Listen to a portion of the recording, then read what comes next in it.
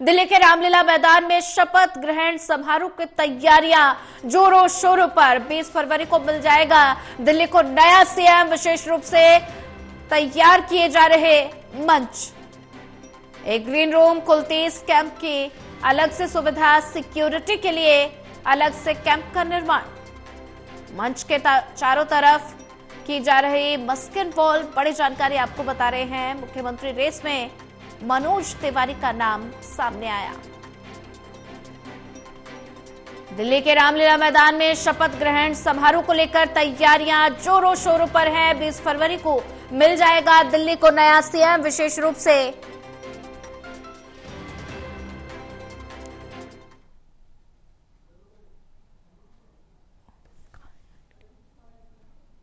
और वहीं 20 फरवरी को दिल्ली को नया सीएम मिल जाएगा। दिल्ली के रामलीला मैदान में शपथ ग्रहण समारोह की तैयारियां जोरों शोरों पर है। ज्यादा जानकारी साझा करने के लिए हमारे साथ एसोसिएट एडिटर प्रदीप कुमार जुड़ चुके हैं। प्रदीप, दिल्ली के रामलीला मैदान में शपथ ग्रहण समारोह को लेकर तैयारियां जोरों शोरों पर हैं और 20 फरवरी को दिल्ली को नया सीएम मिल जाएगा। और ऐसे में बात की जाए, तस्वीरें सुबह से ही रामलीला मैदान से आ रही हैं, तैयारियां जोरों शोरों पर चल रही हैं। पद की शपथ को लेकर तैयारियां हलचल बढ़ी हुई हैं। रामलीला मैदान में ये तैयारियां जोर शोर से आगे बढ़ रही हैं। रामलीला मैदान में जहां पर दिल्ली प्रदेश इकाई के नेता और जो संगठन के पदाधिकारी लगातार जो तैयारियां हैं उनका जायजा ले रही हैं।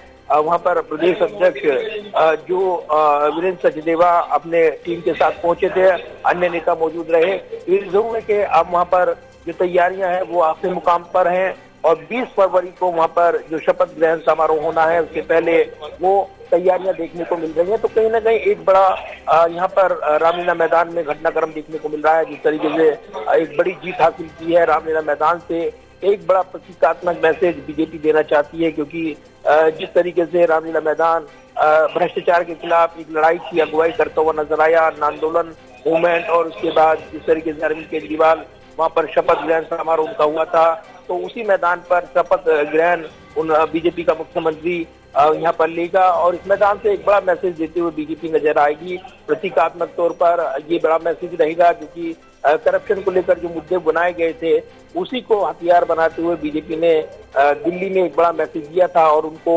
जो जीत हासिल हुई उसमें उनके मुद्दे वो असरदार रहे, ये पार्टी मानती है और इसलिए रामलीला मैदान का चयन शपथ ग्रहण समारोह के लिए किया गया है। तो तैयारियां चल रही हैं और 20 तारीख को यानी 20 फरवरी को जो शाम का वक्त है 4:30 बजे का शपथ ग्रहण का वो रखा गया है। और उससे पहले कल जहां पर विधायक दल की बैठक बुलाई गई है, जो कि उसमें निर्णय होना है। लोकतांत्रिक तौर पर ये मैसेज देना है पार्टी को कि मुख्यमंत्री के चयन में जो नवनिर्वाचित विधायक हैं उनकी राय ली गई है और इसलिए इससे पहले पार्टी अपने मुख्यमंत्री फेस को लेकर वो लगभग वो तय हो चुका है, ये बताया जा रहा है। सिर्फ औपचारिक ऐलान इस बैठक के बाद किया जाना है और उसके बाद ही शपथ ग्रहण समारोह को लेकर जो नजरें लगी हैं, क्योंकि एनडीए शासित राज्यों के मुख्यमंत्री, उप मुख्यमंत्री, अन्य नेता मौजूद रहने वाले हैं, तो काफी भव्य तैयारी यहाँ पर देखने को मिल रही है। जी बिल्कुल प्रदीप, अगर बात की जाए तो मुख्यमंत्री के चेहरे को लेकर सस्पेंस लगातार बरकरार है और ऐसे में मनोज तिवारी का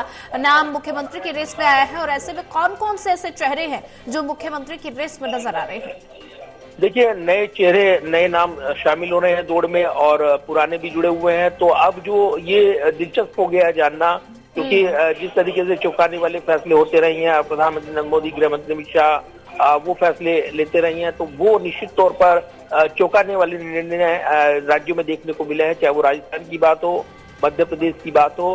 ठीक उसी तर्ज पर दिल्ली में भी मुख्यमंत्री का चौंकाने वाला निर्णय होगा। या जो नाम चल रहे हैं जो रेस में लगातार, प्रवेश वर्मा की बात करें, टीका राय, इसके अलावा रेखा गुप्ता, विजेंद्र गुप्ता, ये नाम चर्चाओं में रही हैं। प्रमुख तौर पर जो चेहरे, पवन शर्मा वो एक छुपे रुस्तम साबित हो सकते हैं, इस तरह की चर्चाएं हैं।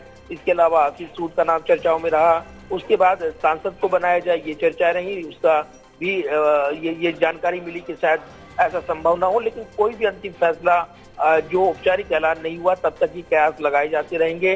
तो बाहर से या सिर्फ निर्वाचित विधायकों में से ही कोई विधायक बनेगा, इसको लेकर अभी तक सस्पेंस बना हुआ है। जब तक ये सस्पेंस नहीं हटेगा, जब तक कि इसका औपचारिक ऐलान नहीं हो जाता, विधायक दल की बैठक का इंतजार है। और निश्चित तौर पर जो भी पार्टी का शीर्ष नेतृत्व तय करेगा, उसके औपचारिक नाम पर मोहर वहां पर लगाई जाएगी और उसके बाद उसका औपचारिक ऐलान कर दिया जाएगा। तो दिल्ली में मुख्यमंत्री फेस कौन होगा, ये कल औपचारिक ऐलान संभव लग रहा है। निश्चित तौर पर इस पर तमाम नजरें लगी हुई हैं। बिल्कुल प्रदीप, अगर बात की जाए तो ऐसे में मुख्यमंत्री चेहरे को लेकर सस्पेंस तो बरकरार है ही, और अगर बात की जाए तो विपक्ष भी लगातार सरकार को घेरता हुआ नजर आ रहा है। और ऐसे में कार्यवाहक सीएम आतिशी ने भारतीय जनता पार्टी पर आरोप लगाया कि भारतीय जनता पार्टी के पास कोई भरोसे वाला चेहरा है ही नहीं। देखिए, विपक्ष के पास कहने के लिए मुद्दे रहेंगे, वो राजनीतिक वार पलटवार की राजनीति में वो मुद्दा बनाने की कोशिश करेंगे, लेकिन सीएम फेस को लेकर बीजेपी पहले ही साफ कर चुकी थी कि वो सामूहिक नेतृत्व में चुनावी मुकाबले लड़ेगी और उसका लाभ भी उनको मिला।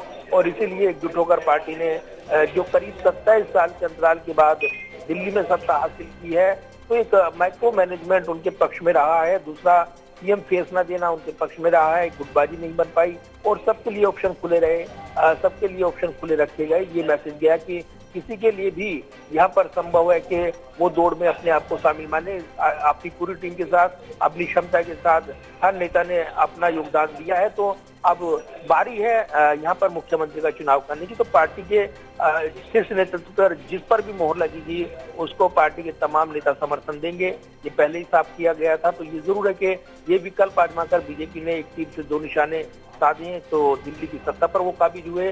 दूसरा, उनकी पार्टी के अंदर गुटबाजी वो नहीं हो पाई और इसीलिए अब विरोधी भले ही ये कहें कि उनके पास चेहरा नहीं है, लेकिन बीजेपी ने बड़ी कामयाबी हासिल की है और उसके बाद मुख्यमंत्री का चयन करना कोई ज्यादा समस्या उनके सामने नजर नहीं आती है। ठीक है प्रदीप, ज्यादा जानकारी साझा करने के लिए आपका धन्यवाद।